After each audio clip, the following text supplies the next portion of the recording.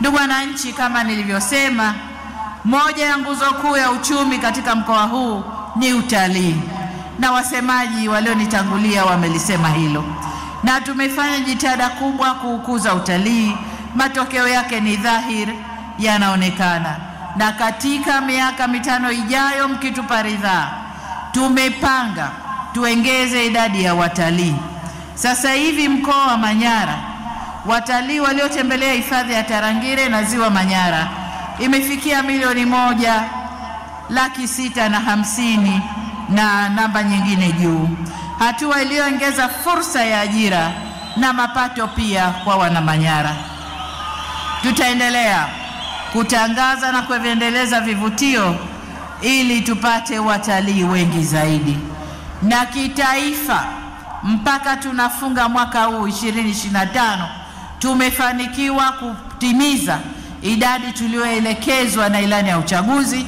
Ilani ilituelekeza tuwe na watalii 500,000 wa ndani ya nchi na nje ya nchi. Tumefikia 5,500,000. Sasa kwa miaka 5 ijayo, kitaifa, lengo tuliojiwekea ni 8,000,000 watalii wa ndani na nje wawe wamefanya utalii ndani ya Tanzania. Sasa yale maombi ya kufungua mageti na kuweka barabara utalii ukue, tunayabeba, tutakwenda kuyafanyia kazi. Ndugu zangu, kama mnavyofahamu, utalii unatokana na hifadhi au hifadhi tunaofanya, na ndio maana watalii wanapenda kuja na kutembelea mbuga zetu.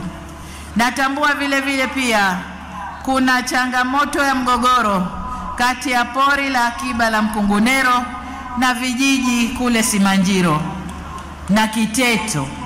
Licha ya kuainishwa kwa mipaka, bado wananchi wanaendelea kuingia ndani ya hifadhi, lakini hawaingii bure bure, walikuwa wanafuata huduma, na huduma moja wanayofuata kule ni maji, na eneo la pili ni maeneo ya kufanyia kazi zao. Sasa hapa mtaona maumbile yanavyofanya kazi tofauti.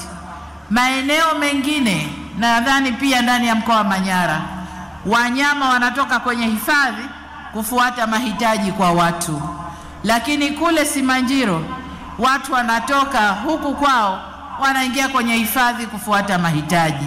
Sasa uhitaji ukiwepo, whether mnyama au binadamu anaweza akafanya chochote kile. Sasa kwa msingi hiyo, serikali kupitia Wizara ya Maliasili na Utalii, mahitaji ya kwanza ambao wana Simanjiro kwa wanafuata kwenye hifadhi